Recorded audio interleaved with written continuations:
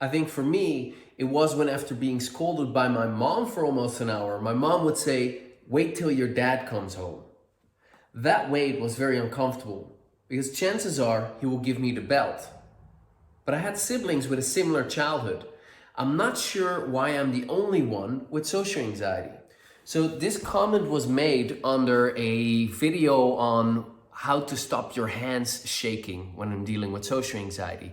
And in that video, I talk about how your past experiences have caused or contributed to your day-to-day social anxiety. And in this video, I want to talk about that inherent question within that comment. Like, why do I have social anxiety and my siblings don't? And they grew up in the same household and they got those spankings as well.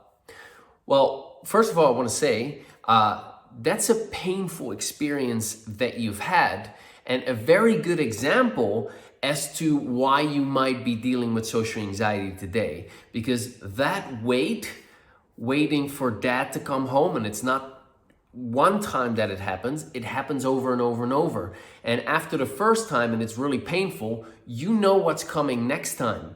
And then your system is like, this is painful, this is horrible, this is gonna make me feel really, really bad. I'm scared of this. And you start to freeze up. And when that happens repetitively over and over and over, that can cause you to interpret those kinds of behaviors in particular ways, as well as your ability to cope with them. And now there's a threat in your system, and that's just stuck. So your beliefs might be, something bad's going to happen. All right, that's now in your belief system. And that belief can get activated when similar experiences in the here and now are there. Your brain then interpret that to mean like, uh-oh, something bad's gonna happen again. Boom. And now you get back the feelings that you had when you were anxiously waiting for your dad to come home for another belt whipping. Now, why is it that your sister or your brother did not develop that, but you did develop social anxiety? Well, it can be many things.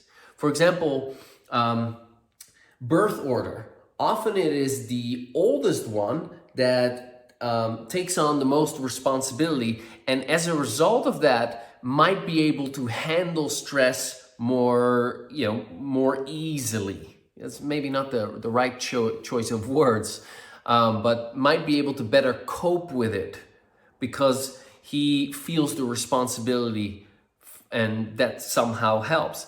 Another reason might be that he has, assuming it's a he, it might be a she, that she has a more natural resilience inside to better deal with stress.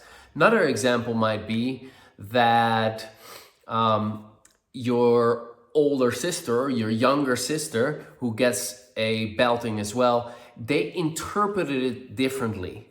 So you might have interpreted it to mean like, dad hates me and this is my fault. And as a result, you feel rejection, shame, and so on.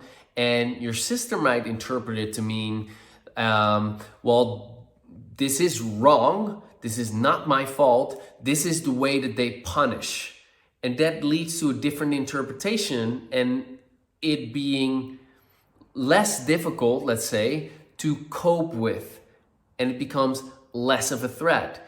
Another one might be the way you actually cope with it. One way of coping with it is dissociating or freezing in place. Another way other kids might cope is internally rebelling against it. Like, fuck you, bring it on. I'm not gonna buckle to you, and just and developing that inner rebellious attitude.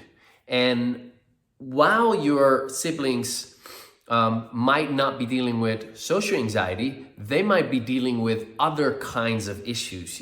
If they, for example, very strongly develop that inner rebel, then that can lead to troubles in relationship, trouble with authority, trouble, in other areas.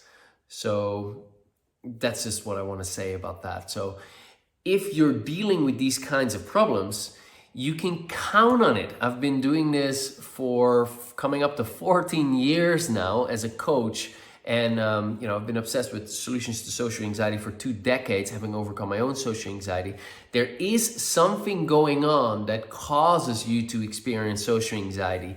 And it is repetitive negative experiences in early childhood and specific trauma or mini trauma experiences. It's here where you learn particular beliefs that cause you to perceive social situations in a particular way. And that particular way is threatening. Whenever there's that threat, that leads to an activation of the fight, flight, freeze response, which in turn results in social anxiety symptoms. So it is very important to neutralize these stuck emotions that are associated with these past experiences, as well as the emotions that are connected to these limiting beliefs.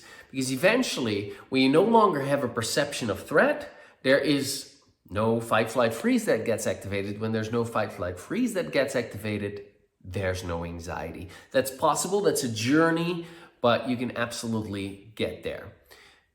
Thank you. Bye for now.